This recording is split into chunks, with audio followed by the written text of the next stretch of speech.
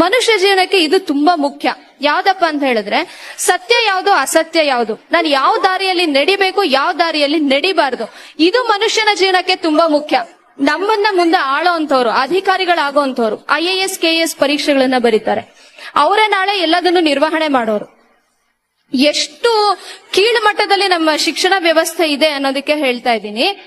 ಈ ಪರೀಕ್ಷೆಗಳನ್ನ invigilator squad ಇಲ್ದೆ ಮಾಡಕ್ ಸಾಧ್ಯನಾ ನಮ್ ಕೈಲಿ ಹೇಳಿ? ಅಂದ್ರೆ ಮುಂದೆ ಅಧಿಕಾರ ವಹಿಸ್ಕೊಂಡು ಸಮಾಜ ನೋಡ್ಕೊಳ್ಳೋರ್ಗೆ ಇಷ್ಟು ಪ್ರಾಮಾಣಿಕತೆ ಇಲ್ಲ ಅಂತ ಅರ್ಥ ಆಗ್ಲಿಲ್ವಾ? ಹಾಗಿದ್ರೆ ಅವ್ರು ಏನ್ ಅಧಿಕಾರಿಗಳು? ಮುಂದೆ ಏನ್ ನೋಡ್ಕೊಳ್ತಾರೆ? ಎಷ್ಟೆಷ್ಟು ಕ್ವಾಲಿಫೈಡ್ ಅಷ್ಟಷ್ಟು ಭ್ರಷ್ಟಾಚಾರ, ಎಷ್ಟೆಷ್ಟು ಸರ್ಟಿಫಿಕೇಟ್ ಅಷ್ಟಷ್ಟು ಅನಾಚಾರ. ಇದೇ ಇವತ್ತು ನಡೀತಾ ಇರೋದು. ಇದು ಯಾವುದು ಎಜುಕೇಶನ್ ಅಲ್ಲ.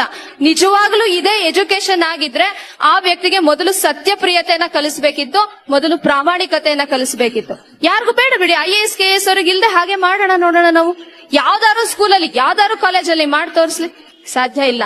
ಅಂದ್ರೆ ನಮ್ಮ ಎಜುಕೇಶನ್ ಸಿಸ್ಟಮ್ ಮನುಷ್ಯ ಜೀವನಕ್ಕೆ ಬೇಕಾದಂತಹ ಕನಿಷ್ಠವಾದ ಪ್ರಾಮಾಣಿಕತೆಯನ್ನು ಕಲಿಸ್ಲಿಲ್ಲ. ವ್ಯಕ್ತಿಯನ್ನ ನಂಬಬಹುದು ಅಂತಾನೆ ಇಲ್ಲ. ಆ ದುಸ್ಥಿತಿಗೆ ಇವತ್ತಿನ ನಮ್ಮ ಶಿಕ್ಷಣ ವ್ಯವಸ್ಥೆ ಹೀಗಾಗ್ಕೂಡ್ದು. ಇನ್ಫಾರ್ಮೇಶನ್ ಇಂಟರ್ನೆಟ್ ಅಲ್ಲೂ ಸಿಗುತ್ತೆ, ಅದಕ್ಕೆ ಆಚಾರ್ಯರು ಬೇಕಾಗಿಲ್ಲ. ಈ ಕೆಲಸನ ಆಚಾರ್ಯರೇ ಮಾಡ್ಬೇಕು. ಯೂಟ್ಯೂಬ್ ತೆಗೆದ್ರೆ, ಗೂಗಲ್ ತೆಗೆದ್ರೆ ಸಿಗದೇ ಇರೋ ವಿಷಯವೇ ಇಲ್ಲ. ಆದ್ರೆ ಮಕ್ಕಳಿಗೆ ಈ ಸದಾಚಾರವನ್ನ ತುಂಬೋರು ಯಾರು? ಅವರು ಆಚಾರ್ಯರು.